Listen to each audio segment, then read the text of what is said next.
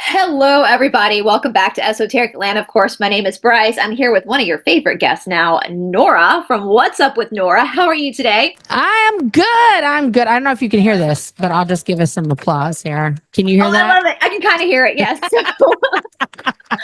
I was telling you, Nora, off camera that I've gotten so many emails and text messages from some of our viewers here. They have just fallen in love with you. They Oh, think you're hysterical. They've gone to your channel now, which I'm so happy, guys. I'm going to put all of Nora's links down in the description box below. If you're new here, Nora is an ex-Scientologist. yes. And we've done many episodes talking about her journey, all that kind of stuff. And we are going to go back to talk about narcissistic abuse because my friend Catherine, you guys know Catherine, she wants to join us. So what I wanted to do today, we're still going to be in the realm of Scientology. And I apologize because I always feel like I feel bad when I get people stuck on a TV show because all of a sudden, if it's a good TV show, it consumes your life. Yes. Yes, it And this does. TV show is called Severance. And I told Nora about it because I'm addicted to it. My boyfriend's addicted to it. And it's so much like Scientology. From us who aren't in Scientology, there's so much. Anyway, so Nora's watched it and I wanted to kind of talk, I wanted to use Severance as a way to kind of compare it and contrast it to Scientology. Now, before I'm going to give a disclaimer, guys, we might give some spoilers. So if you haven't seen Severance yet, you probably are going to give some spoilers. However, even in giving spoilers, this show is so intense and it's so meticulous. And I was telling Nora, my boyfriend's watched season 1 5 times because you just miss things and you have to go back and rewatch them. So before we get into it, I'm going to throw the ball to you, Nora. Will you explain to our audience what is the premise of Severance? Okay, so the premise that you understand watching the show, like for the first few episodes, is that the main character, Mark, who is played brilliantly. I have the whole cast list up here on the side here to help me out. But it was played by Adam Scott. You've seen him in a million things. Normally it's comedy or some form of dark comedy, but he's so brilliant. So his character, Mark, what they're telling you at the outset is that he lost his wife 2 years ago and decided he was already an employee of this huge multi-billion-dollar conglomerate known as Lumen. And you think at the beginning, like Lumen is just part of this town. The founder, Kier, the name of the town is Kier, and they all just sort of live there. And so it's like this weird little like culty thing. And you're like, okay, but is it a cult? Is it a company? What's happening? But he decided to voluntarily become what they call a severed employee, which means he gets an implant put into his brain and it is activated as he enters his work area, right? So he goes down this elevator and they really do this brilliantly with the camera work where you see he's very sad. His face is kind of like the outside world is very much like if you're familiar with optics at all and like what it's like to have an astigmatism, the outside world is very like wide and just sort of like smoother and softer. And when he gets into the office, the camera narrows. It becomes a very tight, sharp focus, like you're changing focal length, right? And the people who are severed have no memory or contact with memories between their outie, which is what they call the person who lives on the outside world. It's still them in the same body, and their innie, the person who's doing the work for Lumen. And it's a lot of mystery around Lumen. It's this weird office space where it's just 4 desks that are like facing in cardinal directions, which is super odd. And they all have like this equipment that is like from 1972, right? Like it's all very strange. And in his department, they are supposed to scroll through this just like window of numbers. And when they find a group of numbers that they react to and the field around it, they sort them into these little piles and they all have a quota. It's very, it's very much like if Office Space were to meet Scientology and also like Doctor Who all at the same time, you're like, okay, this is starting to make sense because it's revealed really slowly the more and more background of what's happening. And the first thing you find out right in episode 1 is the guy who's being the boss, his buddy, is not there. They don't know why. And one of the other coworkers, Dylan, who is hilarious, who's played by Zach Cherry. PD doesn't show up for work one day, and they're all coming up with these excuses. Oh, he called out. It's the last day of the quarter. How are we going to make it? Like, what's going on? Why wouldn't he be here? And no one's told why PD's gone. And it's just like, this is really bugging Adam Scott's character, Mark, because like they're besties. So he's like, oh, he's puzzling it. What's going on? What's happening? And then I think it's in the first or second episode, then all of a sudden they get a new coworker, right? Which they hadn't been told there was a new coworker coming. They didn't get told PD quit or PD retired. Normally when someone leaves this company, there's like a retirement party, and then they're allowed a melon bar. There's a melon bar. They get egg bar. Yeah. We're not going to talk about the waffle party in this episode, but yeah, guys. That was a little Illuminati weird, wasn't it? That was Illuminati to the max. I was like, okay, it's a waffle party. It's a plate of waffles. And then I'm like, why is it there? Like, we'll get to that. So he goes about his life, and every time he shows up in the office, it's like no time has passed, right? But he's spent 8 hours outside of the office. So it's this very strange reality that like, it's literally Groundhog Day every time a set of elevator doors opens for you, where you're just like, wait a minute, I'm back here. Why the fuck am I here? Did I sleep? What did I do? What happened on the outside? Who's this person? What are they doing? You're not allowed to know your actual name. You don't know how old you are. You don't know if you have kids. They won't say you're called Mark. He's called Mark S because they don't want him to know his last. And that's the crazy thing, right? Is so once somebody retires, it's like they died because inside. They don't actually, but because when they go up and you see them leaving at different times because the people, even though they're so close and it's all they know. It's underground. They don't want them to interact at all because it could possibly jar a memory that hadn't been fully erased in the elevator ride up. So they stagger the entrance and the exit of all people. But you slowly start to find out throughout the series that there's probably some people who are there who might not be severed. Yeah. Who are in the downstairs. And all these departments are like completely separated from each other. Like when you see him walk to work the first time, you're like, I got so dizzy. I was like, where are we going? Because it's just all white holes. And then he turns, and then it's another turn, and then he's turning again, and he's passing all these things. And then he just magically shows up at his office, and you're like, what? And so there's the duality of, the first few episodes, you're like, there's a lot of shit going on here. We have a religious aspect from the word of Kier. We have this company aspect, which is very like drone-like. If you've ever worked in a corporate structure, you're like, okay, I resonate with this. And then you have the mystery of all of the people in the town who are just like, oh, you're severed. Yeah. There's a big stigma around. There's a big stigma. And nobody knows what Lumen does. Nobody knows what Lumen's product is. Nobody knows what it is, how it came about, except for the founder, Kier.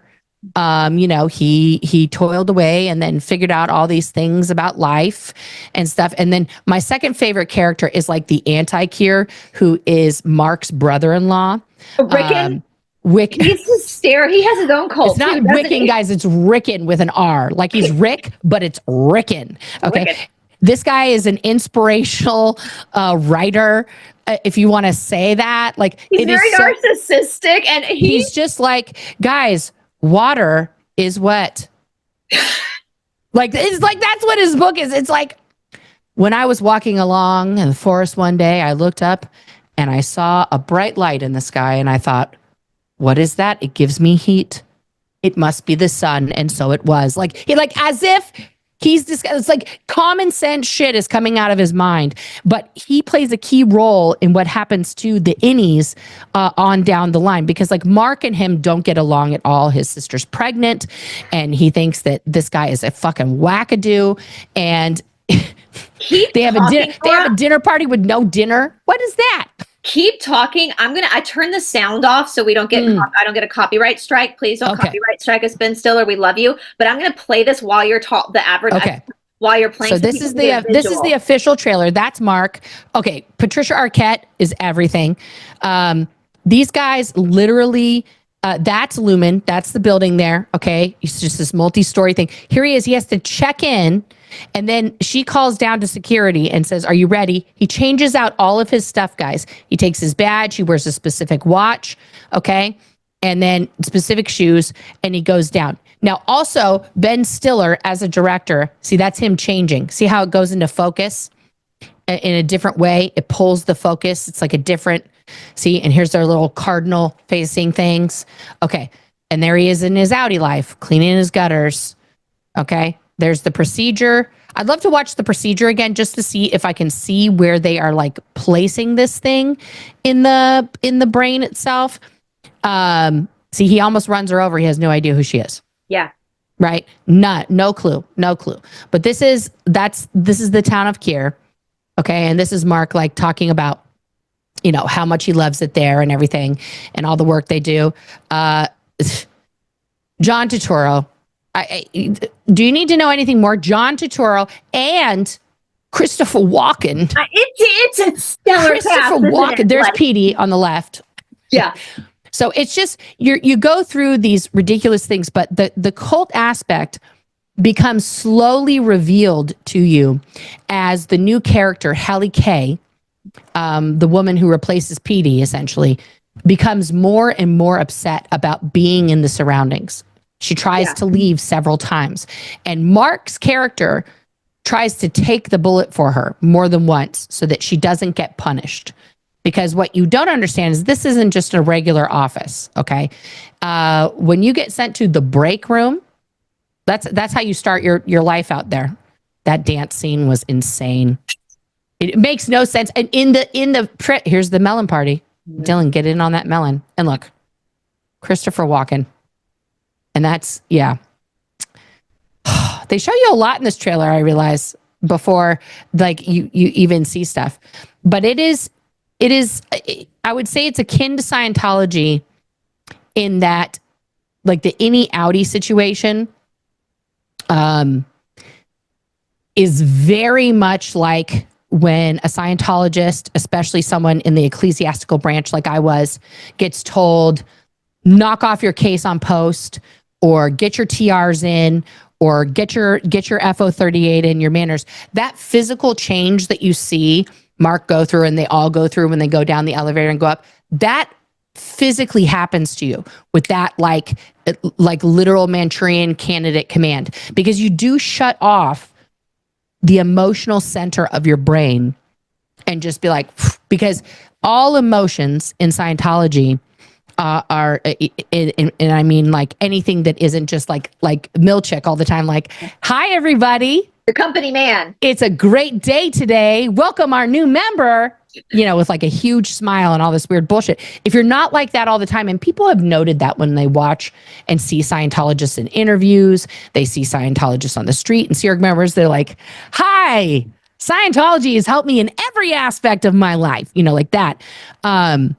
Any other emotion besides that is what's called HE&R, human emotion and reaction. It literally demonifies and like punishes actual emotions and reactions to things. So if somebody were to come into your office, okay, and just throw all the shit off your desk and start screaming at you, you are meant to just sit and take it. And when you're done, just say, yes, sir. And then go pick up all your shit and get your work done. You are not supposed to be like, what the fuck? Are you want to take you to the parking lot? Let's go. Like you can't, no emotion, crying, grief, right? Like I lost my father at 19 while I was in the Sea Org of a massive heart attack. And basically after 3 days, they were like, you should be over this by now. This is now you dramatizing. You're dramatizing. Stop dramatizing. You have to shut off all actual human connection. So like in the Severance world, it doesn't shut off their emotions because they definitely have a different emotional life, but it literally breaks them into two different people, where one exists in this quote unquote real world, which we're not really sure about that. And the other one exists in this basement where they are only doing things that are like the but and each of these departments has something really weird that they're doing, and they're not supposed to talk to each other, and they have very weird ideas about each other. There's a lot of propaganda that gets them to hate each other. Like for some reason, the department that Adam Scott's in, they have a rumor that they're cannibals and they have a pouch on their stomach, which is like, what the fuck is that for? Which of course they don't, but they keep all these departments separate so that they can never kind of put the pieces together themselves about what they're all really doing, because they're all doing a separate piece of this puzzle for this man Kier, who is of course long dead, but been replaced over and over and over again by a descendant who keeps running this religion and also Lumen de facto, right? Which is also very similar to Scientology. It's like L. Ron wrote all the books. He tried to pass it down to Junior, literally to Lafayette Ronald Jr., but he broke away. And then he formed the Sea Organization, and now it's in the hands of, David Miscavige, who's, not a good person, not a good person. But the Sea Organization and Lumen are very similar in that there's ranks, there's ratings, there's privileges, there's a lot of punishment. But that idea of bifurcating yourself, compartmentalizing yourself, is something that happens to Sea Org members especially, but also to Scientologists over time, because you disassociate by yourself with reality. You don't look at the news. You don't read any negative things about Scientology. You don't associate with people who've left Scientology. You don't talk to people who have said bad things out loud about Scientology. And so you keep yourself in the little bubble and do the same thing that John Turturro's character does, Irving, which is like he's always quoting the word of Kier. Always. He is, and he's one of my, I keep changing my mind on who's my favorite character out of the four, but I like them all. They all have different, and I want to go in to Helly a little bit with you. And this is a spoiler alert, guys, but honestly, with this show, there's so much to it that even because you find out at the end of season 1, so who Helly really is. Who Helly really is, because she doesn't know. Now, and I had said this to you, like with these innies, again, they have no idea who they are in the outside world. Right. And the only person you learn at first is about Adam Scott's character, Mark S. And we know that he just lost his wife. So there's obviously something with these outies that would entice them to sever themselves. So for the outies, they don't know, they have no memory of being at work. So they just go up and they come back. So, and before we get to Helly, what's interesting in the way it's shot is that where Lumen is, this Kier town, wherever it is, it's nobody knows. Snowy, it's very cold, it's very vast and dark. But then when they're in the basement, it's very fluorescent light. There's a very bright difference. So you see this depression symbolized in the outies for them to want to do this. I think this is a good idea. But with and not every person that works at Lumen is severed. It's a very specific department. There are all those other floors above ground that are doing whatever the fuck they're doing. But the severed people are working on obviously things that like you can't, there's certain secrets down there that you have to forget when you leave. Right. But they don't, because even the people sorting these numbers, they don't know what it does when they discard these numbers. They don't know what the numbers represent. They don't know where the numbers come from. They don't know why they feel the way. It's all about a feeling. If they get a bad feeling or a euphoric feeling or any type of emotion attached with these numbers, they highlight them and they drag them into these 5 bins. And that has not been explained at all. Like, what are the numbers? Why are they discarding them? Where are they going afterwards? What is that doing to someone or someone's? Is this money? Are they money laundering? What are they doing? Like, it's like numbers could be anything, right? Yeah. But it's just, I think Helly's character for me is the most representative, I would say, of like a true Sea Org member, of like a born in, Sea Org member, because her her idea of like, I'm, you know, in the outie world, look at me, I'm gonna do the whole thing because I'm the new version of this company. And then her innie is so rebellious, so I love this lady. She is fucking fantastic. Her innie is so rebellious, so absolutely She's cool. She's cool. She's, you know, we don't know that much about her outie because we've only seen like a few things. Like, how sinister is her outie? I think she's pretty sinister. Me too. But her innie is also very much like a wreck, you know, in many different ways, but also wicked smart. You know, yeah. I mean, so what's interesting, she's brilliant. With because Helly is what she goes by. Mm-hmm. Basement, and Helena is her name, her outing name, and you learn this at the end. There she is, a mess at the end of season 1, because they have this big plan to try to take down Lumen, and we can get into that later. But anyway, that's who you learn who she really is. She learns she's somebody's important during a very important scene. She's tried to escape. She tries to break out a couple times, and Mark takes the blame for her and ends up in the break room. And then she finally gets set to the break room, and then you find out really what the break room really means. But she's so desperate to leave, guys. She's so desperate to leave, which is why I would say her character to me resonates with me in the Sea Org so much, because no matter what you try to do in this company to request, is for her character specifically, there's a point where she takes she found a paper cutter, you know, like it has like the big, you know, and those things are sharp as a mofo, okay? And she takes the paper cutter and puts her hand in it and is holding the paper cutter over it and walks into Patricia Arquette's office, who's in charge, and she says, listen to me very carefully. I want to quit. I want an agreement with my outie that I'm quitting, or you're going to explain to my outie why she's lost 4 fingers. Right. And they're like, oh, no. We're not going to, okay, let's do it. Absolutely. We're going to do it. Absolutely. We're going to do it. So the next day she thinks she's getting her walking papers, and the doors open, and she walks upstairs with a video that she takes with the hand on the thing. She's making a video to herself. Okay, to tell herself, her outward self, we're leaving. You're quitting. We got to get out of here. It's bad news bears. I don't want to be here. And she goes in the elevator, and then like that, she's back in the elevator holding a totally different disc. And you're like, and she's like, what the fuck? So she pops the disc in, and her outie talks to her and says, listen to me very carefully. You are exactly where you're supposed to be. You are not in charge. You are not a person. You do what I say, and you're staying there. And that moment for me was the absolute unemotional, no care for herself.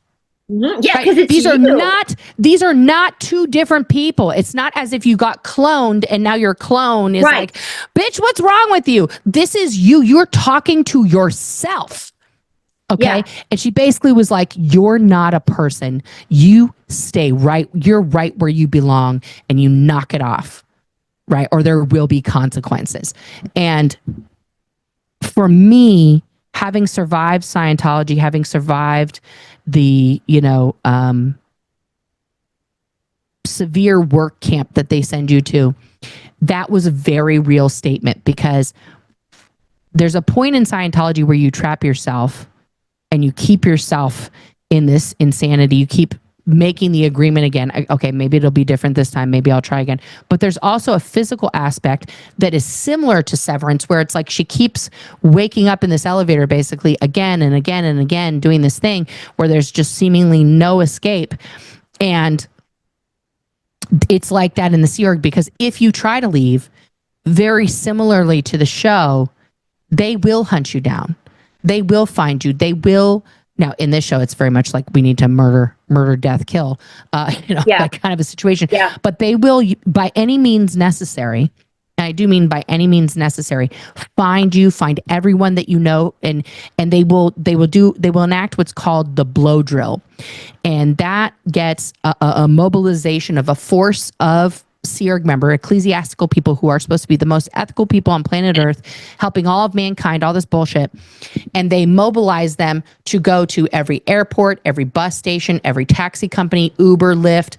They have a travel company that they use to run your name through any travel site to see if you have booked a ticket to anywhere, so they can intercept you either at that location or, beforehand in the airport to try and convince you to come back. They will call every person you've ever known in your life, because part of joining Scientology is you do what's called a life history, and you fill out the names, addresses, phone numbers of every relative, every person you've ever had a relationship with, your best friends, your teachers, everything. Everybody you have information on, you've already given to them, right? They have your social, they have everything. So they can track you. And now with today's technology, it's even faster, to track somebody if they are, desperate enough to like run out with their phone. Obviously, that's a tracking device by itself, right?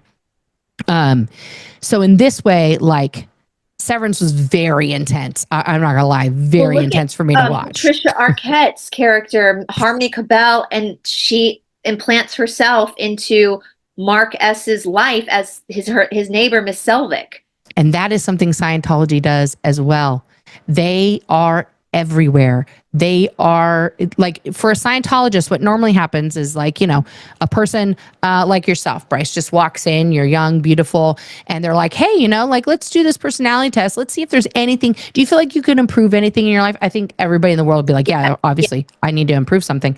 And so they do the personality test, which is rigged to the questions are gobbledygook, they're insane, and it's rigged to create a graph where there is a down point, okay? And that down point is your ruin, okay? And they're going to say, oh, you have a problem communicating to people, or you have a problem in relationships, or you have a problem with honesty, whatever the problem ends up being. And you're like, oh, wow, how did you know? That's crazy. And so they say, hey, we have this course to deal with that specific problem. And it'll be like a $50 course. It's very basic, common sense bullshit, right? That you're like, oh, well, now that makes kind of, I'm like, okay, yeah. Like that Kier's book and Rickon's, like, yeah. Right. And then once you're in there, they slowly start, well, now that you've done that, you should really maybe try the next step, which is XYZ. And they push the next thing and the next thing, because you feel good after the one thing. You're like, oh, okay, sure, I'll try some more. And as you try more, as you get deeper and deeper into Scientology, they start slowly, as the indoctrination goes up, your contact with the outside world and your friends and family go down, right? And it goes in the same measure. The more Scientological you are, the less relationship you have with the real world and your friends and family who are not Scientologists. And you will break up with the bestie that you've had since kindergarten. Okay. Like that person who's seen every single thing that's ever happened in your whole life for realsies will now be dead to you, because they're like, you're doing Scientology?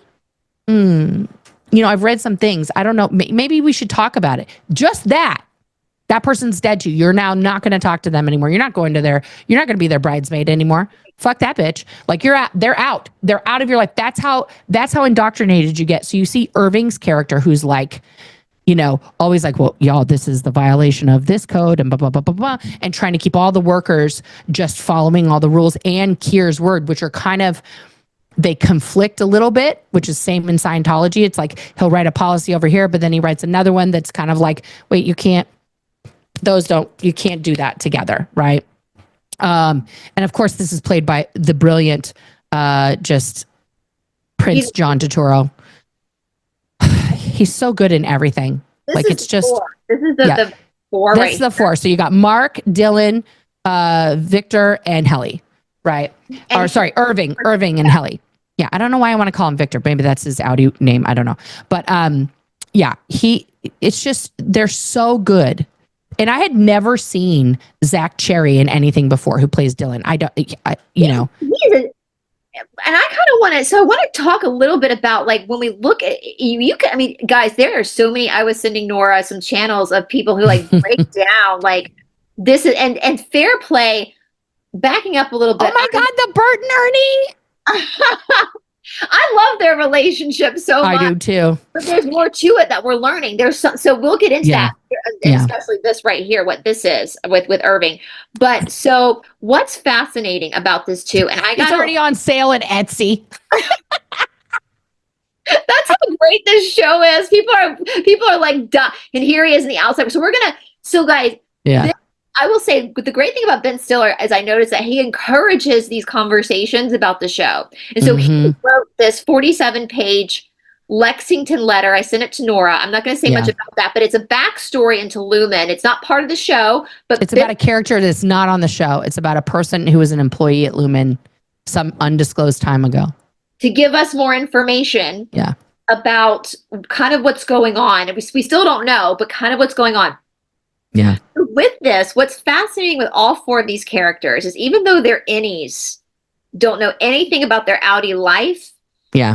There's some like subconscious bleed through. And I'm gonna with Helly, and I said this to you. So a lot of them, from what we hear from from Adam Scott's character, is that a lot of people have tried to leave before.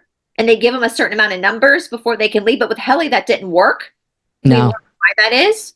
Yeah. So he tells her you have to ask this many times before they let you go. Well, with Helly, we see this desperation. Like, Helly is so cool. Like, she's one of the coolest chicks. She's just rebellious. She's smart. She's funny. She makes friends fast. She's got a little romance going on with Adam Scott, his character. You know, like, she's just likable. And she's so just rebellious. But her innie reacts with such vitriol for this process that she tries to cut her fingers off. And I'm going to be careful how I say this. I know we're on YouTube. Trigger warning. There's a big scene where she actually tries to unalive herself. Yeah. Yeah. And I just realized something else looking at this picture. Okay. Because one of the things of the show that you have to pay attention to, just click on the picture that's in the middle there, the four of them. Four of them. That one. Okay. Okay. So color is a huge part of this show. And if you look below this one that I just told her to click on, everyone in the innie world wears blue all the time. And as the characters start to realize and ask questions about the outside world, little bits of red show up in their clothing, because in the outside world, it's definitely different colors. It's dark, like Bryce said, but there's a lot more red on the outside, right? To the point where Adam Scott's character has two beta fish in a divided tank. One is blue and one is red. But scroll back to the group picture though, because I just realized something. So Helly, being who she is, what color is her hair? Red. Yeah. So she's a problem. She's a piece of the outie the whole time, but you don't find that out till later, right? And I should have spotted that early on. Like, what? And it's not just like red, it's like red alert red. And the fact that she's wearing, like, this is a later scene where things are happening. The fact that she's wearing yellow, right? She's not wearing red, she's wearing yellow. There's also like the colors are telling you things. Like it's a cautionary tale. There's and the guy who plays Milchick, who's the non-severed, like, kind of boss man, right? He's always wearing black and white. Yeah. He's always wearing black and white. And even Patricia Arquette's character, Harmony, is always wearing blue. Right. But the people who are not severed, the character like Natalie, who's the secretary who walks around with the earpiece, we have the board on the line. Yes. And she just interprets what this board says, because they always put like a speaker out. It's just like, and like you don't hear anything from them. But we don't know who the fuck the board is. You don't know who the board is. And she just tells the person that's sitting in front of the speaker, like, the board is very pleased with you. You know, like stuff like that. Like, this is Milchick. He's always wearing black and white. There was one episode where it changed a little bit, right? So you really have to pay attention. See how he's wearing blue and black here later? That's very significant. It's very important. This is the book, The UUR. The UUR by Rickon, that somehow, because it gets intercepted before Mark can read it on the outside, it ends up in the innie world. And it changes a lot of things. It's very important. But which is hysterical, because Rickon Hale, Mark S.'s brother-in-law, and again, guys, in the basement looking at this book, he doesn't recognize that that's his brother-in-law. No, he has no clue he is. And that is the funniest part when he comes to as the innie in the Audi world, and he's like all of a sudden like starstruck with Rickon, but his Audi actually can't stand his brother-in-law. Yeah, he hates his brother. He thinks he's a moron. Yeah. And his sister kind of thinks her husband's a moron too. Like I actually really like the sister character. The sister's great, but I'm like, how did you end up with that guy? I know. And the sister Devin, the actress that plays Devin, his sister, she's fantastic. Fantastic. She said in an interview, I thought this was incredible, that when they were filming, she would not look at the script for the innies jobs. Like when they were in, she did not want to know because her character, and we can even with a cult. The sister is very much in support of her brother. You can tell they have a very close relationship. We don't know much about their parents. We hear that his father might have been a bit of an alcoholic, and there's some worry that he was going down that road when his wife passed away. Yeah. They're very close as brother and sister. I mean, they have like their own language kind of a thing, you know. And so it's like you can tell the way that she plays it, the actress plays Devin, she's skeptical of Lumen. Stuck in this town. It's like being stuck in Clearwater, where it's all her, and her brother's in this very precarious place. And so for people who have families in I wonder if she, as the actress, if she interviewed anybody who had family in a cult. That would be interesting. The way she's playing it is very good. You have to be very careful.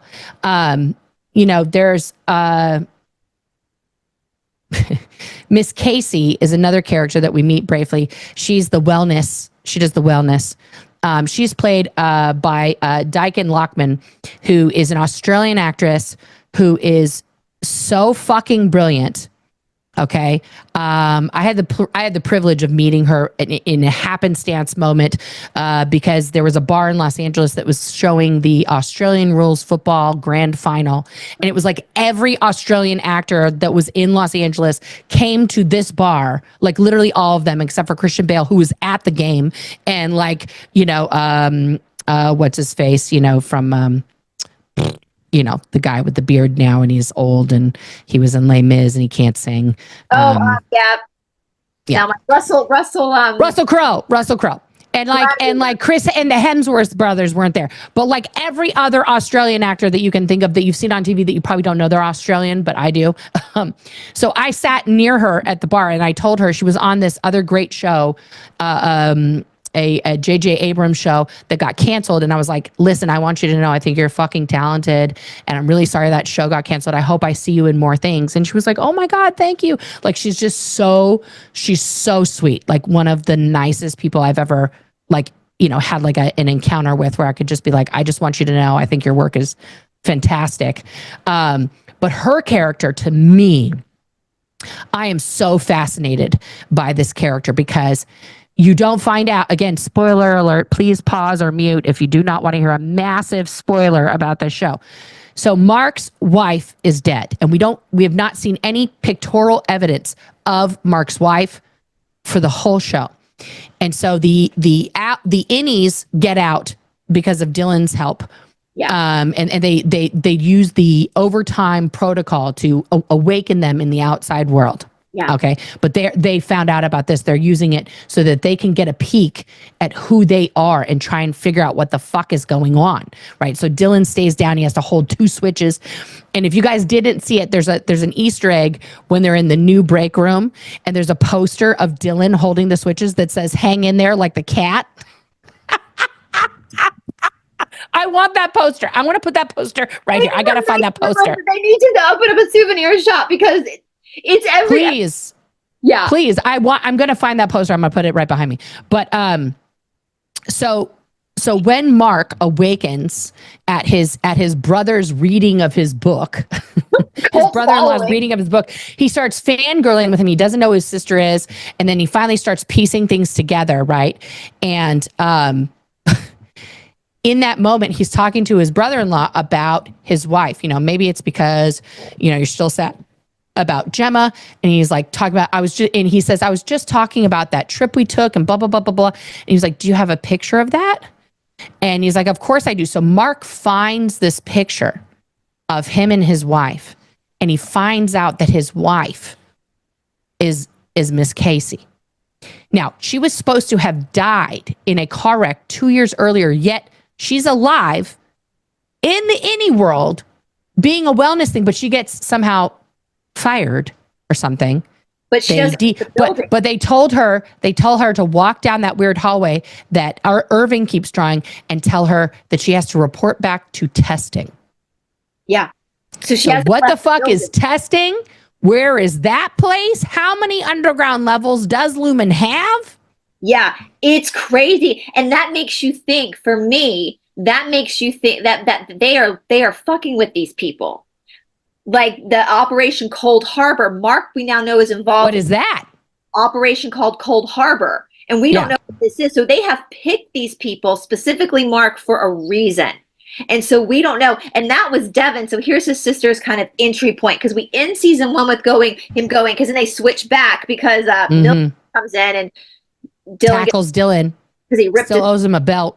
the things they get excited about in any world, and the things they get upset about in any world, to us and as Audis wouldn't be that big of a deal, but that's all they have in that any world. So the fact that Milchek ripped Dylan's belt is a real issue for Dylan, because that's all they have.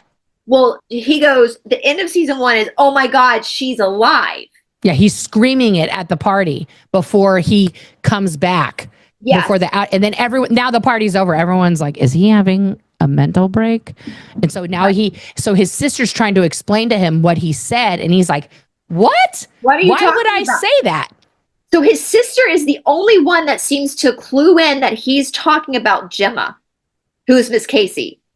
Whereas he's like, was it my niece? Like this is crazy. There was this whole thing where we didn't know if the Patricia Arquette character had kidnapped their baby or not. Which was also like, holy shit, this lady's so crazy.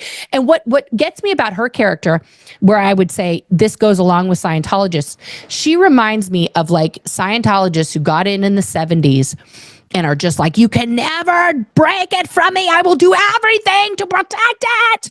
Even when it's shit on her, even when she is like thrown to the wolves, she's like, I'm still a part of it. I'm still a part of it, And she's going to protect, because her thing is she's protecting Kier. She's protecting this word, this religion. She's a religious zealot. She's not really like a business person.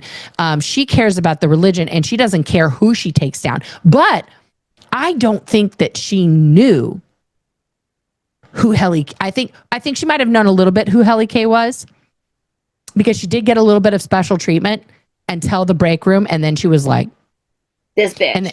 And then she withheld all that other stuff. Didn't tell the board that Helly K had tried to unalive herself. Yeah, and it's like you pick up a good point, because I've never been in Scientology, but from what I hear is like the old people that again want to protect L. Ron Hubbard but don't like David Miscavige. Exactly. Have that kind of, even though it's the same family line, it hasn't left the family. We do have that with Cobell, where she really is interested in the Kier, and even in her house, and where she's Miss Selvig, where she's implanted herself next to Mark S. Her whole house is like a shrine.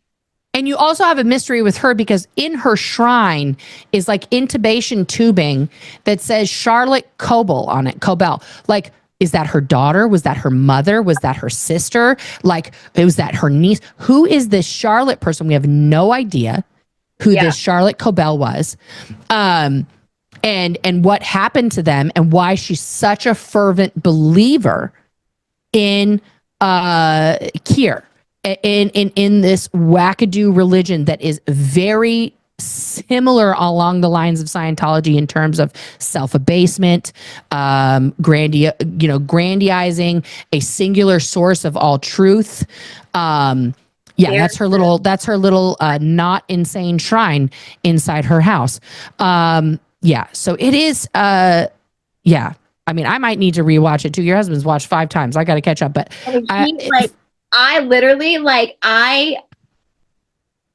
I have gone back after I've listened to some of these young kids. Like, remember when Helly K wakes up on the desk and they say, "Who are you? Who are you?"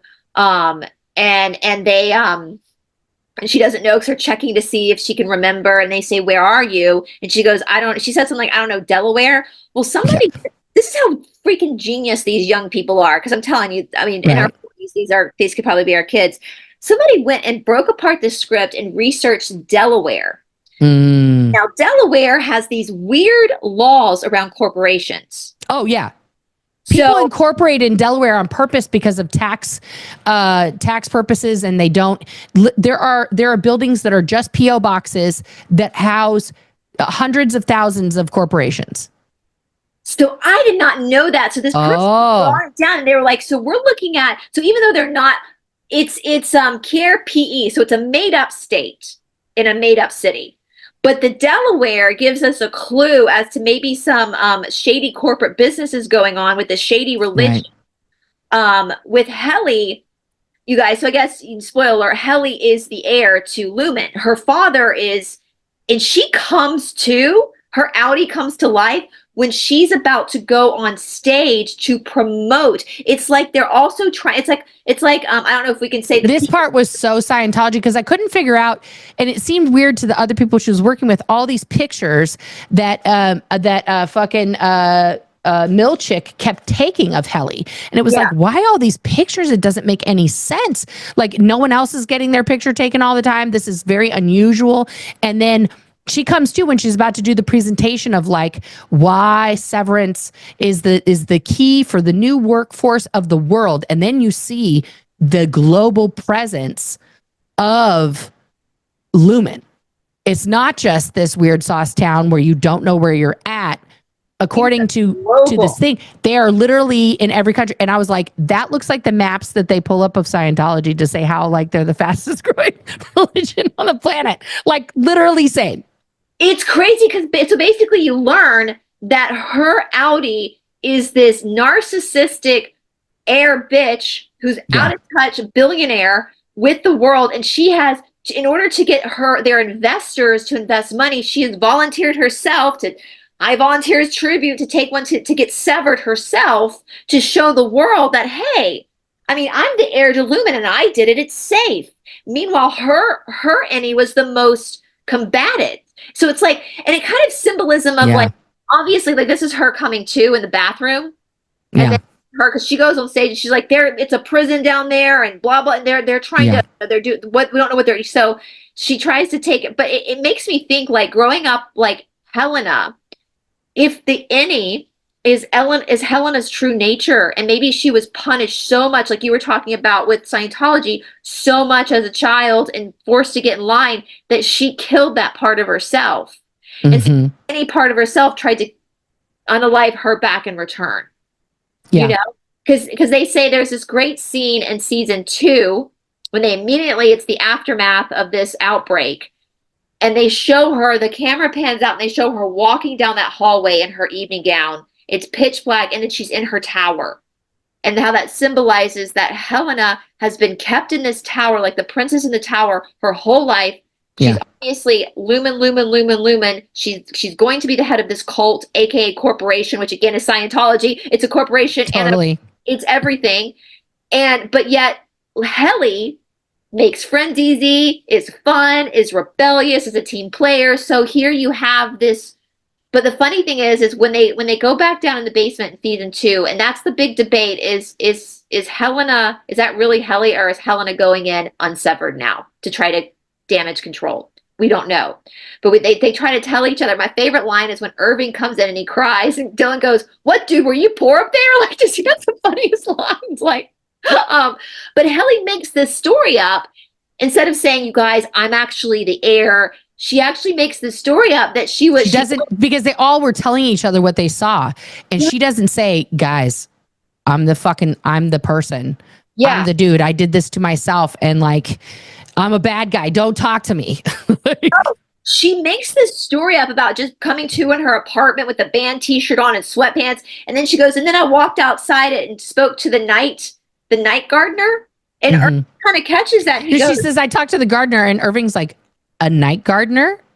Someone goes, "How funny is that this rich girl who's never lived in the real world is trying to say something relatable, and it didn't even occur to her that there wouldn't be a night gardener." Like, that's how brilliant the writing is in this. Let's also talk about Irving, because this is what's fascinating, because we see Irving as the follow the book guy, quoting Kier. But we learn when his Audi comes to that He's a military man. And he's also on a mission to take down Lumen.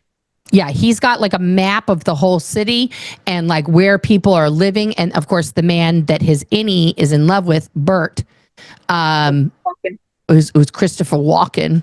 And to see Christopher Walken and John Turturro playing two old queens who are like having the greatest on-screen gay romance that has ever occurred.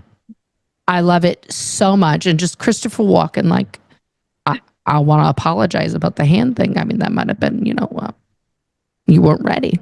Like, it's a Romeo and Juliet situation. It's literally them like touching pinkies, guys. They touch pinkies. He's like, I don't know. That might have been, but I just, I can't help myself. Christopher Walken is so fantastic. It's just, yeah, but also like his character kind of sus. Like, is he severed? Is he not severed? I mean, he's been down there 7 years. Yeah. But has he been down there more? I mean, because he's old as fuck. Is he one of the original guys? Because then there's a thing that happens. I don't want to give away too much. You'll see it in the show where you're like, uh-oh, hot dog. Is he really not know what was happening or what? So there's all this like circular intrigue. And it might really be Helena down in the inside world now. We don't know. She's just kind of going along for the ride because she's awkward. Yeah, somebody pointed it out because you see her kiss Mark when at the end. He played that, and Jill goes, "What the shit?" Like, what are they like? And she says, "In case we never see each other again, or in case we do." And then when they see each other again, there's no like. He goes embrace. to hug her, and she kind of backs away. So that's a sign that maybe it's Helena. But, and someone said too, the elevator, if you pay attention, every time they show that they have the bing, and that's when but with her, it didn't bing that last time. So she's going down unsevered now. Now there's a whole other side to this story too, where there's an employee who's running around who created the chips, trying to undo the mess. Yeah, she's on the outside trying to fix it. She's wild AF. She's wild. She's a big actress too, isn't she? I can't remember because she's only on episodes. I'm trying to find her. Is that Gabby? Is that Gabby? The lady who's I can't even remember her name. Her name is Nora Dale. So I don't know. I've never heard of her, but she's fantastic. No, I don't think that's the same lady. That's the lady who plays the daughter. Where's the lady who's Joanne Kelly, Nina. Helly. Nina's the one who's like trying to fix it. And she's the one that created it. And that's kind of how she met Petey, was she's trying to reintegrate people because they're not 100% sure how to reintegrate the memories.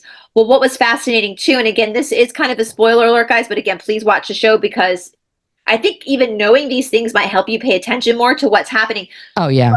Irving's character, so he plays this tight, straight-laced, dorky, gay dude in the basement, but in life, he's this like ripped jeans artist, painter. Yeah, he's wild, playing heavy metal music. And drinking. So you see him in season 1, like drinking coffee and just painting the same thing, the exit room over and over. And you don't know why he's doing this. Like, is this a memory that he has and he can't figure it out? But then you find out in season 2 that, okay, so they can't write letters to their outies. They get scanned and they can't. There's a scanner that will detect any writing on your body, the inside your body. If you swallow a note to yourself, anything, it will, sensors go off and it will be extracted from you. And you will have to go to the break room. Like, it's a severe. Yeah. These both Mark S. and Irving are doing things to try to implant memories into their head to bring it to their innie. Now the thing is like their innie's not going to really know what it is too. So there's that whole debacle. So what Irving's doing is he's staying up late all night drinking coffee, painting the same picture over and over and over again so that it will implant in his mind. He's trying to. Now Mark. And so he comes to work every day and he's like falling asleep. He's falling asleep every day at work. And he always comes in and says the same thing. What's for dinner, kids? What's for dinner, kids? And so when they decide to go out, they're like, well, maybe we'll finally find out what's for dinner. It's great. The writing is great. Well, Mark is doing this thing, with his sister, they're creating this light when she's alive, and he's staring at it to implant it into his head, timing himself to get down to keep it in his trying to burn it into his retinas. And the sister's helping him, but then the doctor, when she's like, that's not gonna work, like, who's trying to reintegrate him. So, and it's messing with the human brain. So you see their body kind of, I mean, I think in reality, the bigger philosophical question is, Nora, would you ever sever yourself? Would I say, oh no. No. I mean, that's my thing too, is like, even though work is boring, are there things like, you see one scene where they're practicing it when she's having the baby at the birthing center, where one girl was severed to not experience labor.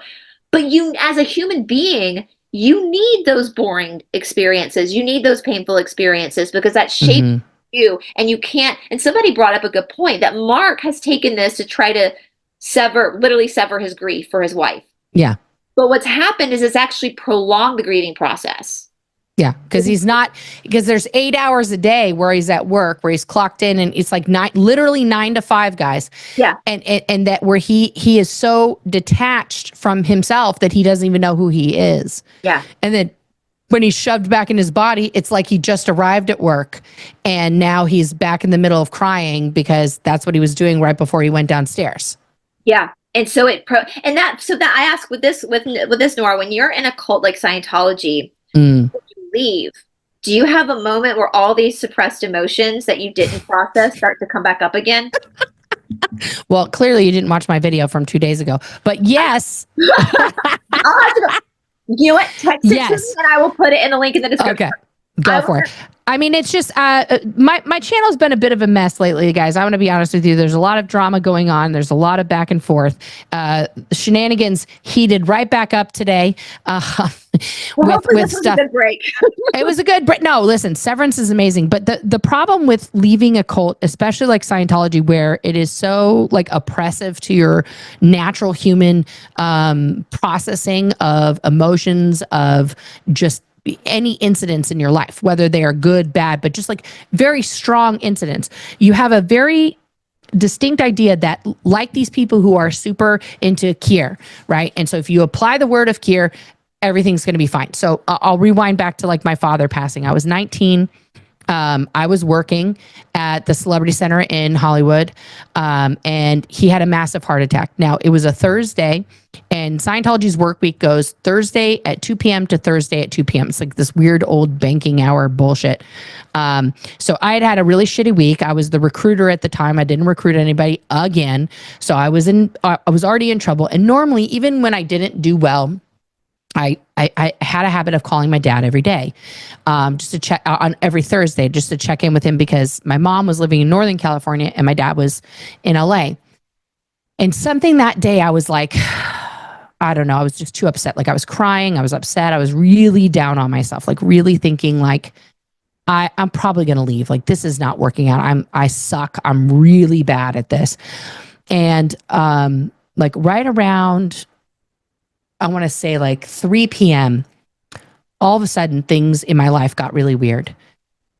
I was told the person who was like my boss's boss came to me, Grace, and she just got like this close to my face. She goes, "You go downstairs and you go to the mail center and you sort the mail and don't do anything else. Don't talk to anybody." And I'm thinking, like, I've never been told this. So I'm thinking, okay, I'm in really big trouble. Like, I'm probably going to get sent to the RPF, to the Rehabilitation Project Force, because they can just send you for anything, right? And so I'm sorting the mail. And as I'm walking down there and sorting the mail, people are looking at me, and then they're like, and like shaking their, I'm like, what the fuck is going on? Two people that I knew that I was close with were like crying, looking at me. And I'm like, this is worse than I thought. Like, what is going to happen to me, right? And then one person came up, a friend of mine came up and hugged me and was like, "I'm so sorry, Nora." And I was like, "Sorry for what?" And then Grace was like, "Get away from her. No one talk to her," right? And I'm like, oh my God, what the fuck? So now it's like, I want to say 5 o'clock, like right around dinner time.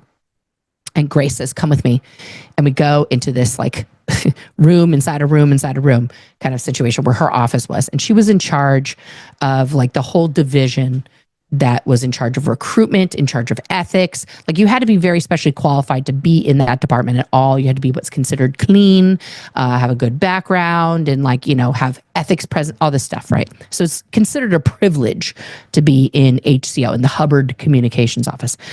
So she shuts the door behind her, and I had walked in front of her, and she says, "I have some bad news for you." And I was like, yeah, I'm pretty sure I figured that out. And she says, but it's not on the third dynamic, meaning having to do with my job inside Scientology. She says, it's about your second dynamic. My first thought in my mind was my father's dead, but I was engaged at the time. So I pushed that thought away. And I said, is it about Jeremy? And she said, no, it's about your dad. And I turned around to face her and I said, is he dead? And then she just like looked at the floor. She didn't say anything to me. And like this guttural, visceral, like just like primal scream came out of me. Like I dropped to the floor and I'm screaming and I'm banging the wall, which the wall that I was banging my fists on and like just screaming no. And like at that point, I was like literally like, I was like, take me, like I was just fucking gone. That wall was a very thin wall that separated her office from what was actually crew dining, right? So like everybody on the other side is hearing me have this complete visceral emotional reaction. So she takes me while I'm still screaming and like flailing. She picks me up and she starts taking me outside to do what's called a locational. And she's just like, touch that tree. Thank you. And like walking me around the block, trying to get me to calm down. And I am just fucking hysterical. I'm like, So then when I can breathe and I'm just silent, now I'm like catatonic. She takes me from outside into another room, into an auditing room with this guy. And the way auditing rooms are set up is that you get put on one side of the table and the auditor sits next to a closed, locked door. There is no other way out except for that door that you cannot get to without like the auditor, putting his body in front of there. And I'm literally catatonic. I'm handed the little the things. I'm supposed to go in session, and they do this process called the loss of a person assist.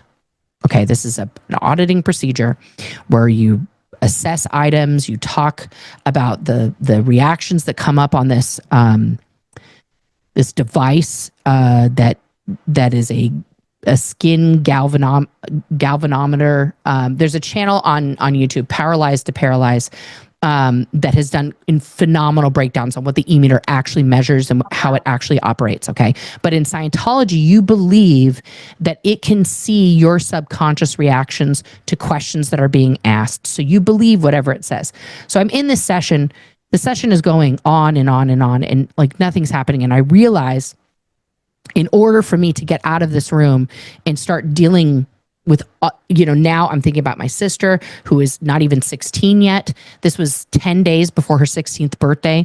I'm thinking about my mother who was moving from Northern California down to Southern California because my dad was going to start giving her Scientology processing to pay her back for the $35,000 he owed her in back child support. I'm thinking about his wife, my stepmother. I'm thinking about his mother who's in fucking Lodi, California, has no idea. So like, I realized in that moment, like I had to do like a severance. What? I was like, I have to get my shit together right now, finish this session so that I will be allowed to talk to my family. Because the first thing I tried to do was call my sister and they were like, no, That's no so phone calls. insane. That's so insane. It was insane. So I had to be this like serene person. And I walked downstairs where my sister and my stepmother were in the cafe. My stepmother was catatonic. She was just like looking off in space. My aunt was like petting her hair, and my sister's just sitting there like quiet with her boyfriend. And so I was like, you know what? Have you guys had dinner? And they're like, no. I was like, let's go to In-N-Out. Let's go. And so we go to In-N-Out, and I'm just like in this mode of like, I'm in charge. And all this other stuff is separate. And so we go to In-N-Out. We go to my dad's place, which I had lived in there with before joining the SEERG, just like barely a year earlier, right? And so we all sit around in the living room and we're just quiet. Like Kay, my stepmother, went to go stay with her aunt. She couldn't be in the house because she was the one who found him. He was actually like dead in his chair in the house. So my sister and I are just sitting there and no one's saying anything. It's now 2:00 in the morning. And I said, I just realized what we're doing. And she's like, what? I said, we're waiting for daddy to show up because his father, my biological grandfather, passed when my dad was 8 years old. And the story, as my dad has told us, the legendary story is that my grandfather appeared to him as a ghost in the doorway and had a whole conversation with him about like, hey, listen, I just died. I'm going to need you to take care of your mom. My dad was the youngest, and I'm going to need you to be a good boy and take care of your mom and like all this stuff. And he went down to his parents' bedroom after that conversation and was like, Mom, you need to wake up. Dad's dead. And his mom was like, Connie, you're having a nightmare. Go back to sleep. What are you doing? He's like, no, Mom. Like, and sure enough, his father was dead. So my dad believed, and he told us repeatedly, like, listen, my dad wasn't even a Scientologist. He was an OT. I'm OT. Of course I'm going to come and talk to you and appear to you. And we're going to have a whole conversation. It's going to be amazing.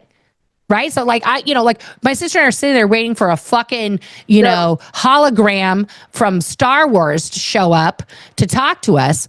And so I said, we should just go to bed. And then I remembered, oh, fuck, my mom is driving here tomorrow. So I call my mom. It's, of course, now 2:30 in the morning. She's like, answering the phone. I said, Mom, it's me. I'm okay. What's happening? What's happening? Like now she's instantly awake, right? I was like, Mom, I paused and I was like, I have to tell you something, but I don't even know how to tell you this right now. And she's like, what? It's late. What? And I'm like, Dad's dead. And she just starts like laughing, like as if I'm playing a prank on her. That's Norbeth. That's not funny. Why would you say that? And I'm like, no. I was like, Mom, and then I just started crying and I was like, I'm not kidding. And she was like, oh my God, and then she's bawling. Now again, I have to like turn off my emotions, handle my mother's emotions. Where's Sarah? What's going on? All these things about my family. So I'm like, we're here. I'm at the house with them. I'm going to drive up to NorCal and she's like, no, wait for me. I'm driving down anyway. We'll go together. So she drives down and my stepfather, bless him, drove all the way down in a separate car just to make sure that my sister and I were okay. Just to like come down in person to give us a hug and be like, are you okay in this? Like that man, I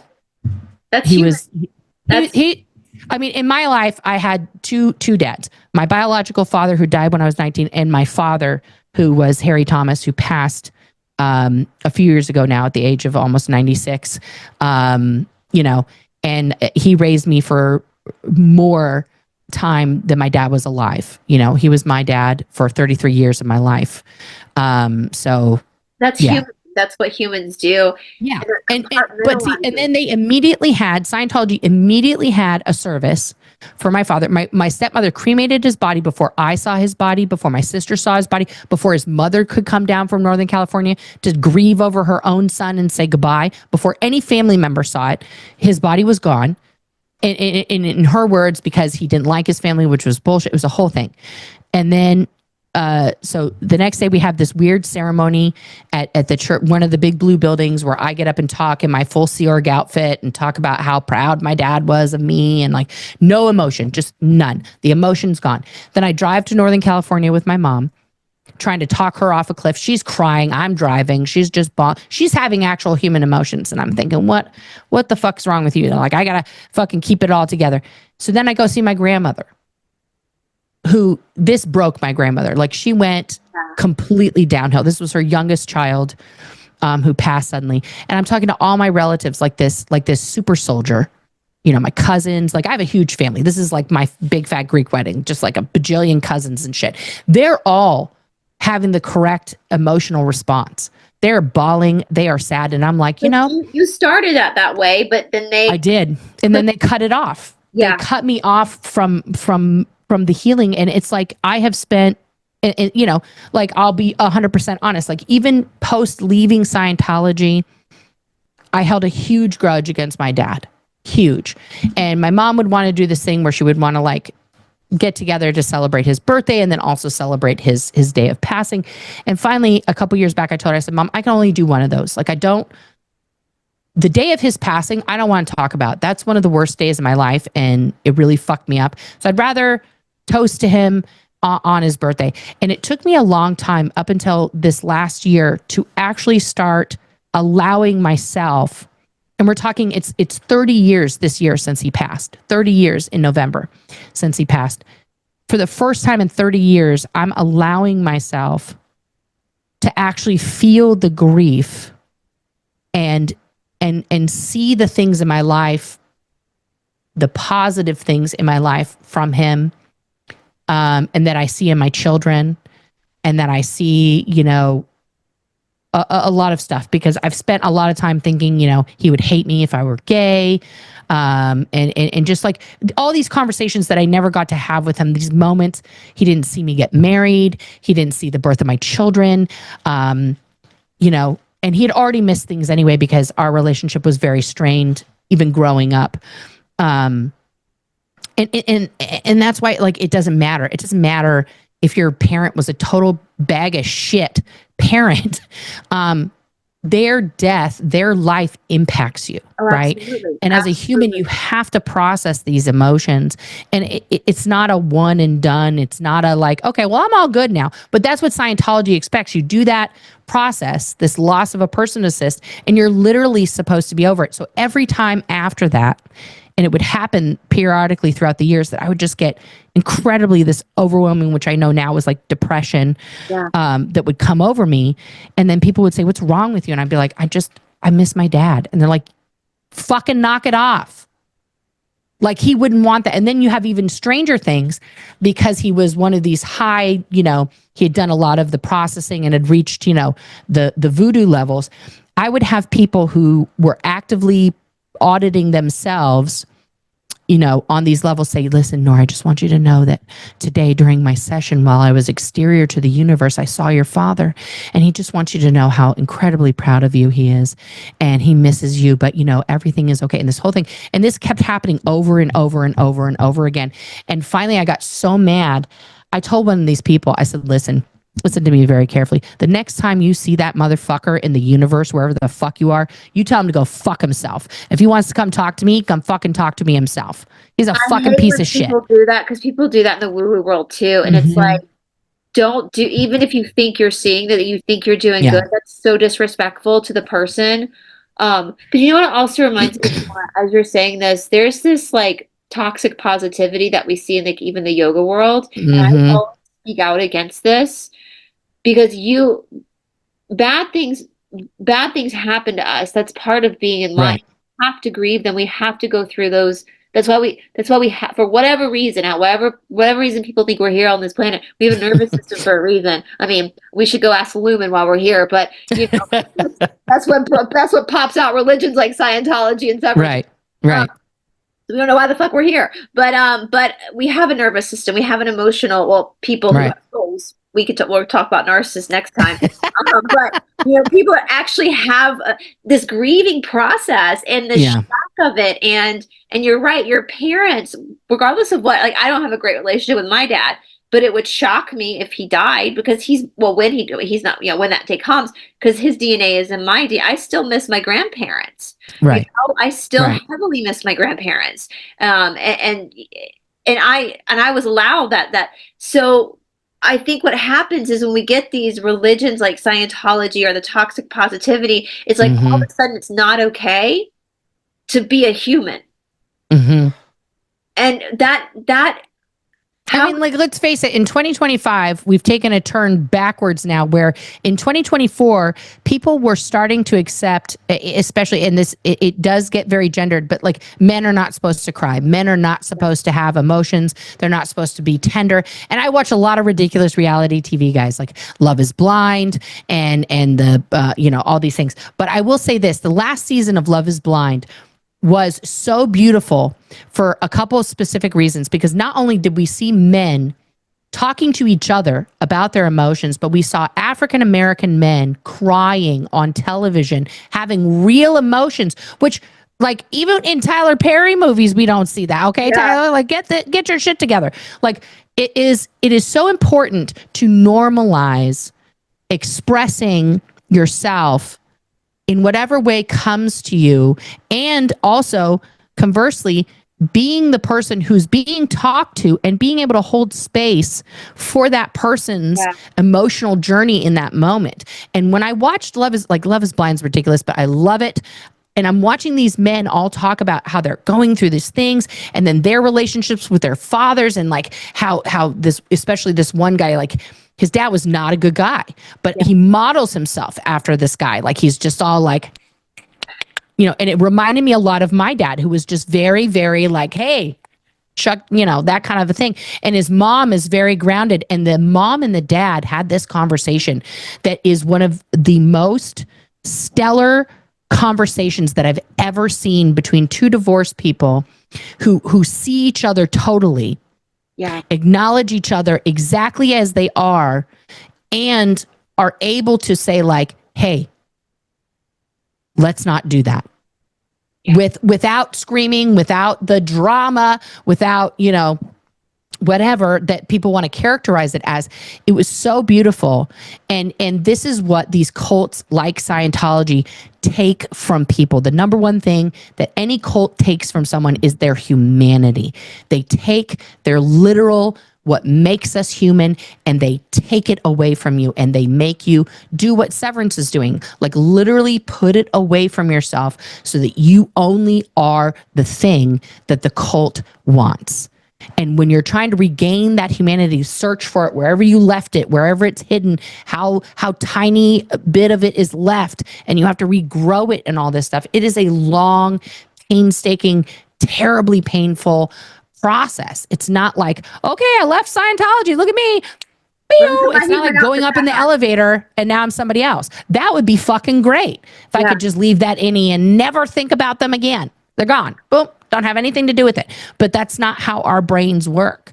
And that's not how our bodies work.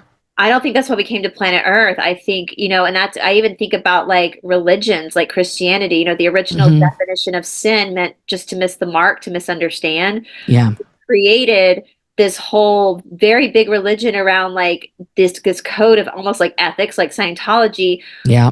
And I always say, you know, yeah, is it bad to cheat on your spouse? Yeah. But if you learned from that and you gained wisdom and you felt guilt and you evolved out of that pain, then it wasn't done in vain. Like there are things being in those dark places. And we even see that. I was even thinking about death in Christianity. Can't tell you how many evangelical Christians, a spouse dies, and instead of grieving the loss and going through that emotion, they say, oh, well, he'll just come back when Jesus comes back. So they put, you know, it's he's going to get resurrected. Exactly. And from what I understand about Scientology, dropping the body. And I do believe in reincarnation, but I also believe that when someone passes, even if you do believe you'll see their soul again, it's important you're not going to see them in this body.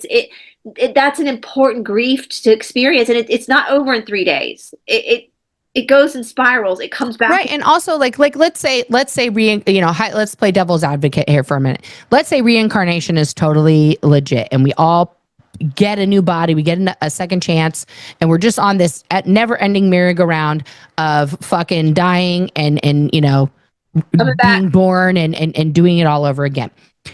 Like you just said, it's like the personality, the essence that we are will still exist, but we will never be the same exact essence, in my opinion, again, because we will be born in a completely different circumstance. We will be born to, you know, we could be a different sex. We could be a different, you know, a nationality. We could be in a different country. We could be speaking a different language. That we could be left-handed instead of right-handed. I mean, there's all these things that could happen. Glasses, no glasses. You know, that shifts it.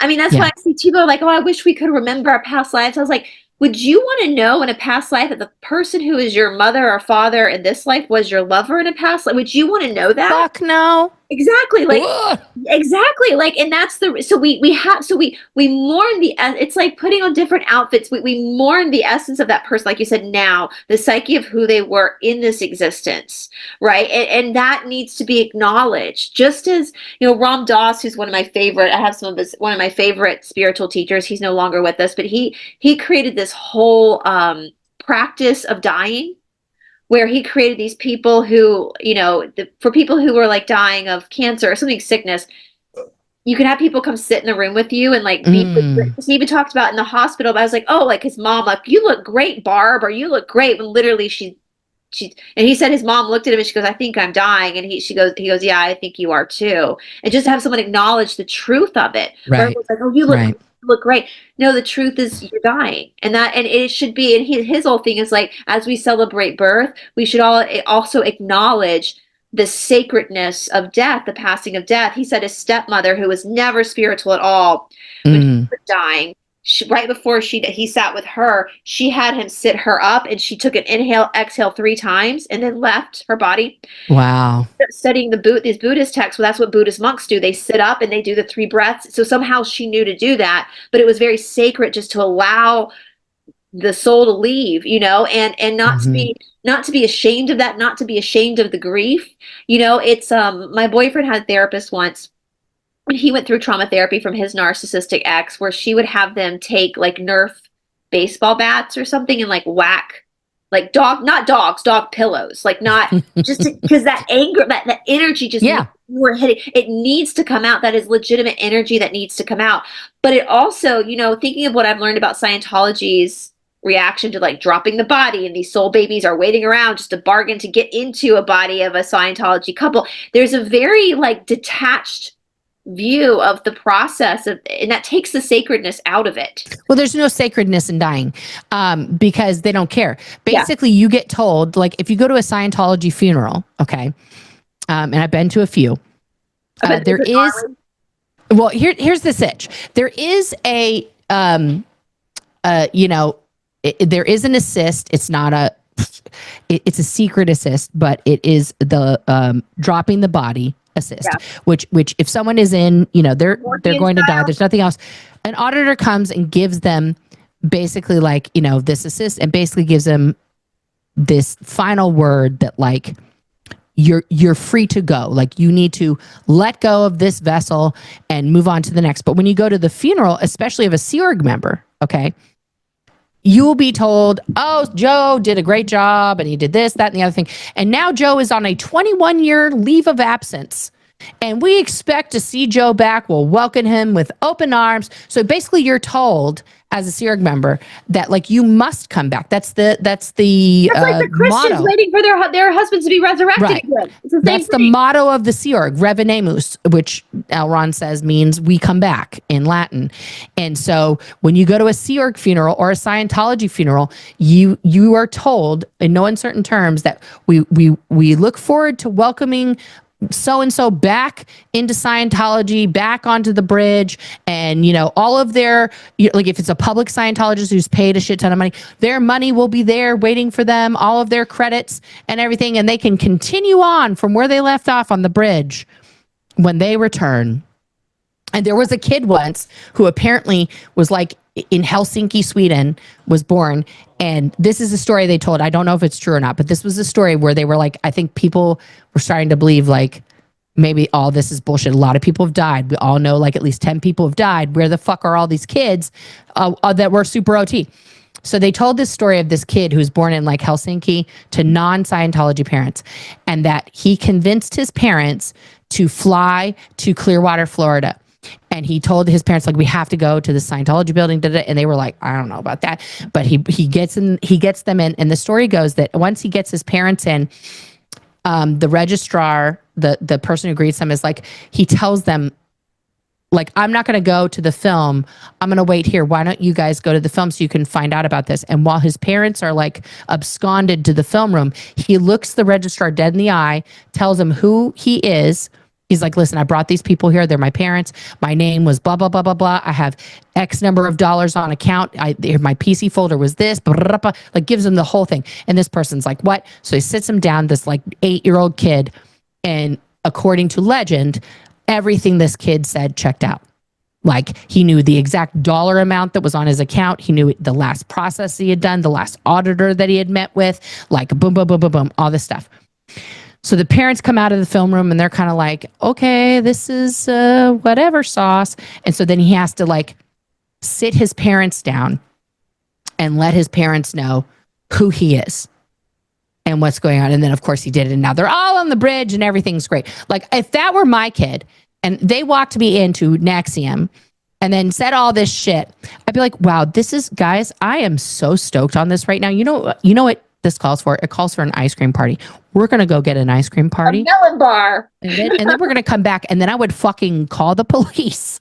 I Get to the ice cream shop and call the police. If you're 8-year-olds that are obsessed with cults, I think you need to send them to a therapist, because 8-year-olds... Therapy. Something. Like, also, no more Netflix. No, exactly. And also, like, I pulled this up because with all of this stuff, like, the way that Scientology views death, we kind of see that this is kind of hinting into Lumen as well, with that weird room with the statue of the past people. And it's this weird, and I think that it hits the nail on the head, like what you were saying with Scientology. It's like not allowing people to actually be human because they're so afraid. Obviously, it's hitting some fear that we all have. We're all afraid of death, all of us.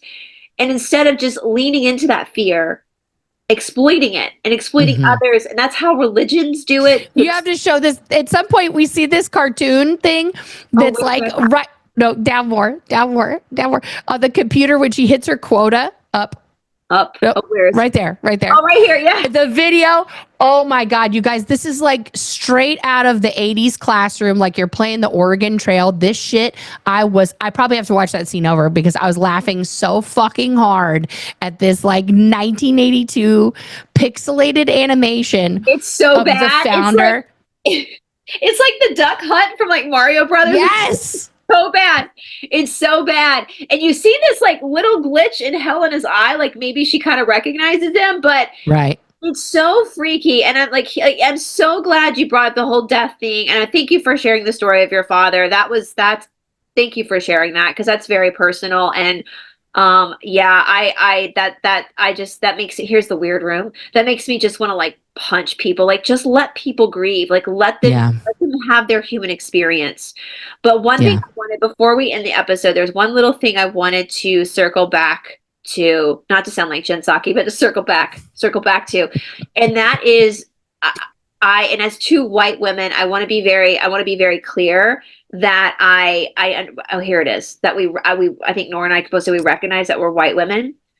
First of all, kudos to this actor and to the female. Trammell Tillman is his name. And the female actress. And that is Sydney Cole Alexander, who's playing Natalie. First of all, she's gorgeous. Yeah, because you have to understand, Kier and his descendants are all white, right? Yeah. So it's very Joseph, Mormon guy, whatever his name was. Yeah, Joseph. It's very Joseph Smith. So this guy has had a really hard time. A lot of shenanigans go down, and he gets a present. And the present, and Natalie only talks to the board through her Bluetooth ear set, right?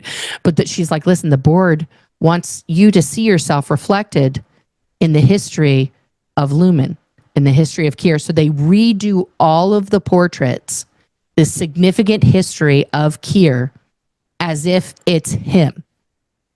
They just like blackface it. It is insane. And the communication between the two of them is brilliant, because they have like an entire scene with just their eyes. And then she kind of says, she puts her hand to her ear because they're talking to her. And then she says, the board wants me to let you know that I too received the same gift when I got this position, and I liked it very much. And like, you just know at that moment, because they weren't saying anything, but then she has to say those words out loud, what the board is saying, so that like, it's also reminding herself that I already said yes to this. I'm part of this. And that smile she gives, it's like, And I have to say, I know I've watched this actor interview. He's a theater actor. I mean, he's brilliant. I mean, the guy who plays Mm-hmm. Milkshake, we call him Mm-hmm. Milkshake now because of episode one, season one. He is absolutely unbelievable. He's one of the characters who isn't severed. But I've watched him interview about this scene, and according to him, that he worked very closely with the writers and with Ben Stiller on how to play this scene. It's such a Mm-hmm. good scene. And he said a lot of people were upset with that they didn't make some like political statement about it. And You don't have to. The whole scene was a political statement. Like yeah, this is part of this is part of the argument I get in with my kids about sometimes a conversation happens without a lot of words. right. And I think in a lot of ways we've lost nuance in our society due to like social media and other things because people expect a dance. People expect there's Natalie. Yeah. That's what she looks like most of the time, guys. Like this lady, I feel for her to have to keep that fucking smile on her face for like every scene. Yeah. It's a lot. She's gorgeous. She's breathtakingly beautiful. Yeah. Yeah. But it's what's weird too, like he said, he was like, well, this is just how it's real. And I before we were filming, what got me is like Milchek, the character, is so invested in this cult. He's so invested in it. And we don't even know what this cult is He's yet. a company man. He's a company man. He believes. The fact that he would allow that type of subliminal, I don't know if subliminal is the right word, almost abuse. Mm-hmm. Is that fair to say abuse? Well, now that he's in the position that he's in, right? Like before he was just sort of like a body man. You know what I mean? Like making sure the bodies are in the right place at the right time, right? And welcoming them as they are starting the process and as they go through to like make sure that they are like adhering, they're blending in, they're getting it, kind of a thing. To ascend to this like supposed, department head. He's heading the whole Severance department, like all of these other things that are going on down there. He's now in charge of them making these quotas and, like doing all of the things. He's not just the security guy who's making sure that people don't escape. Now he has to come to like a whole other level of belief for himself, and they need to convince him why he's valuable. And this is so culty. It is so like it's so out of it's touch just so cult 101 because if people don't see themselves reflected in the the realness of what they're doing, then they do. That is part of the human psyche. Like if you work for a company and it's all men and it's just you're gonna feel like this is fucking weird. Or if it was all white people and no people of color, right? Or there's one person of color, right? So, and Scientology is very much that way. Scientology is very white. Yeah. So the few black people that were like part of it were given, like special attention because even though L. Ron Hubbard is outwardly, very openly, extremely racist, right?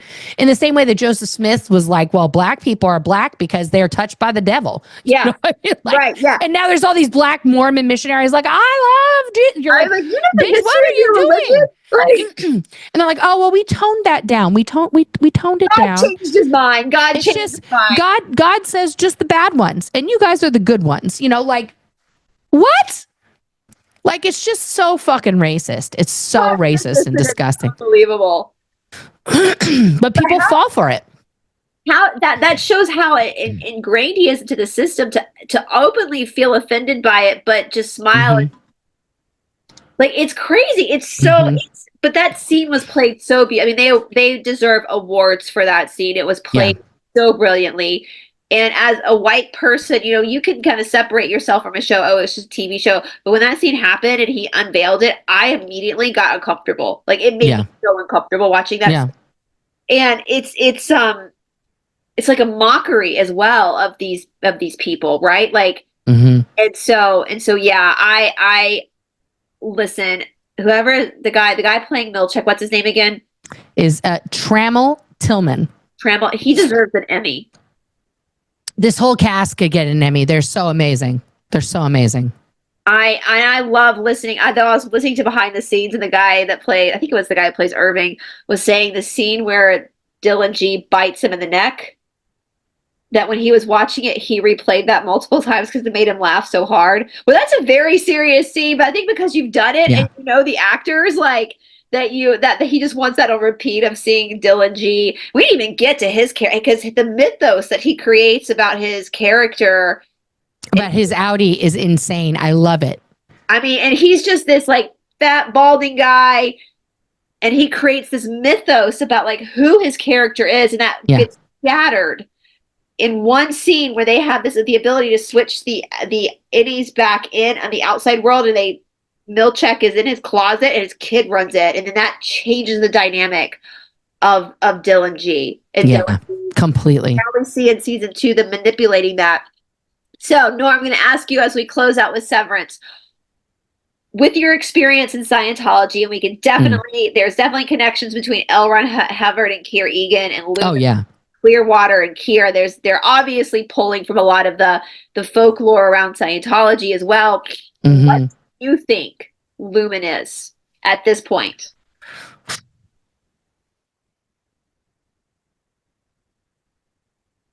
I think the key to Lumen and what they're really doing is in some of the portraiture that you've seen of Kier and in the name itself, right? Because like the original Kier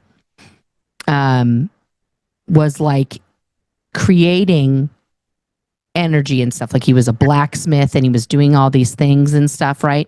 And Lumen means light. It's like a, it's also a measurement of light, like how many lumens is something. So I think that it's in there somewhere that they are somehow able through something, I don't know if it's those 1972 computers, to manipulate things that are going on, because we've started to find out that there's a lot of controversy surrounding this company, period. Yeah, the town, like Clearwater. Well, it's not just this town, like the whole world. Yeah. But they are doing the same thing that Scientology does, which is safe pointing senators and other things, where by that I mean they give a piece of their stuff to very important people to then get those very important people to endorse it as a legitimate thing, right? That's what safe pointing is. In Scientology, they do that like through donations to the Police Activities League, through, all the things that you can donate to like publicly in a city or town. They massive donations of that. They hire off-duty police at like 4 times their normal salary, and bribery. Things like that. It's basically fancy bribery. Yeah. So I'm curious what we're going to find out in season 2 and from this book that's been released, the 47-page manifesto. God bless Ben Stiller for taking the time to create that for free for us, to give us a little bit of nug. Because the fans are wild, man. These fans, I haven't even dove into, and now I'm looking at like this is season 2 cast. By the way, this is spoiler for people who are coming. Like, I'm sorry, Merritt Weaver's joining the cast. Oh, shit's about to get real. Shit's about to get real. And also John Noble. If you don't know who John Noble is and you never watched Fringe, please do yourself a favor and watch Fringe. John Noble is another Australian actor who's fucking brilliant. And the fact that he's going to come in, like, oh my God, things are going to get crazy. Somebody said they think some of the top actors in the world are actually contacting Ben Stiller because they want him on this project. Oh, I'm sure they do. I'm sure they do. And I got a slow clap for the 4 main actors, their ability to switch back and forth between innie and outie without losing the same essence, that they're the same person, that they're able to kind of keep that going. To Brett Lauer, who is playing Helena Helly. I mean, standing ovation. Fucking standing ovation. Yeah. It's just unbelievable. And you guys, as I said, I know we gave a lot of spoilers, but they're not really, because there is so much, every scene, I don't know why I got flowers sitting here my boyfriend brought me, and I think it's making my nose run. Don't tell him that. Probably. He was trying to be but I think that these actors have just done such an amazing job. Yeah. Because absolutely. The innies are like children too in a lot of ways, because they don't know anything except for work, which is kind of amazing. Like that they can do work, it's so severed, but like all of their physical muscle memory exists. Yeah. Right? Like to write, to read, to do all that stuff, but they don't know anything about the world. They know nothing. It's like the first episode of season 2, the girl's like, what does the wind feel like? What did you experience? He goes, well, I have a brother-in-law. She goes, oh, well, we didn't have that on the list. Like, what does wind feel like? What state are we in? Like, what, there's this crazy stuff. And the idea that we can't release parts of our life that we don't want to deal with. We have to face them. We can't do that. And so I mean, Nora, we're probably going to be talking about this more and more because the next episode, I'm going to be airing this on Friday morning, guys. The next episode Is dropping on Friday, and it's a big one apparently. And they're actually going. You think with these shows that they're going to hold off, and they're dropping stuff. So that makes me think there's a lot more to this story. And I will tell you, if you like other suspense shows, the show From is great at having to do with Scientology. It's great. It's the creators of Lost, except for this time they learned their mistake from Lost and they actually finished the story. Oh, good. Yeah. They actually finished the story before. And another mind game, if you like that, is Traitors. The show Traitors. I think you told me about that last time. I need to find it. But also, like, Apple TV Plus has so many great shows, guys, including Silo, which I found out is a series of books, which now I need to read because I just finished season 2. Holy cannolis. That show is good. My mom finally convinced me to watch Slow Horses, which is also amazing. Write that down.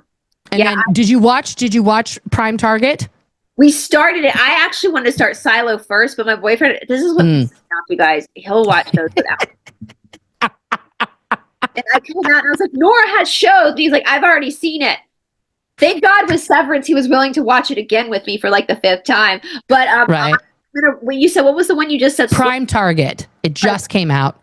It's really good. I know. There are so many things coming out right now that are just totally intriguing, very interesting psychological thriller dramas that take you into the combination worlds that I feel like are so pertinent to like kind of what's happening right now. Like we are in the fucked up timeline. I don't know how we got here, but we're here. Native Americans call this time the quickening, and stuff's just happening. Another good it kind of is. There's a really good one, and I can't remember her name. Now my mind is escaping me. Great actress called Physical, and it's about the jazzercise. It's on Apple Plus. I didn't watch that one. It's good though. It's good. It's dark. You think it's going to be about just jazzercise, right? But it's dark. Like it gets into like. Well, Rose Byrne is fabulous. Yeah, she's fabulous. That's her name, and her husband's a brilliant actor too. I can't remember. I'm bad with names. Yeah. Physical is great because it's in the age of jazzercise. Mm-hmm. But it shows what's going on in the 80s, but it gets into like her like disordered, like it gets into the psychological stuff that women, and we grew up in the 80s where we were, it's really good. So Apple Plus, and I'm like, thank you, Ben Stiller.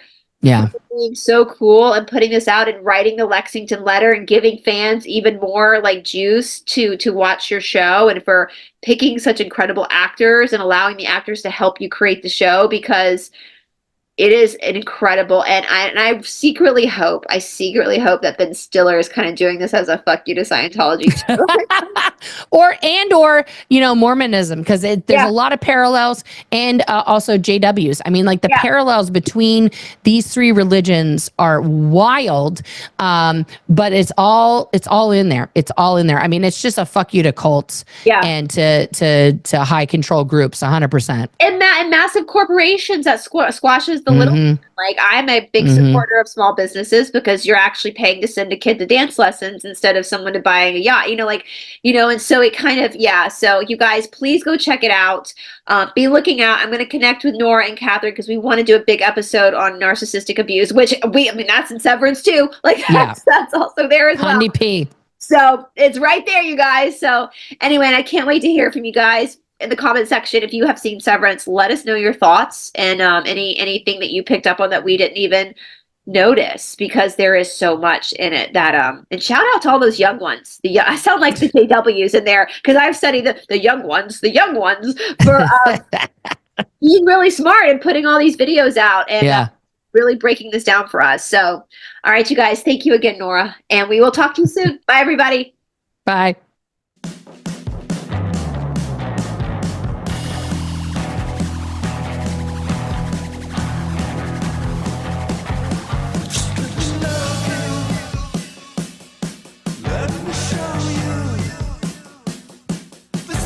know.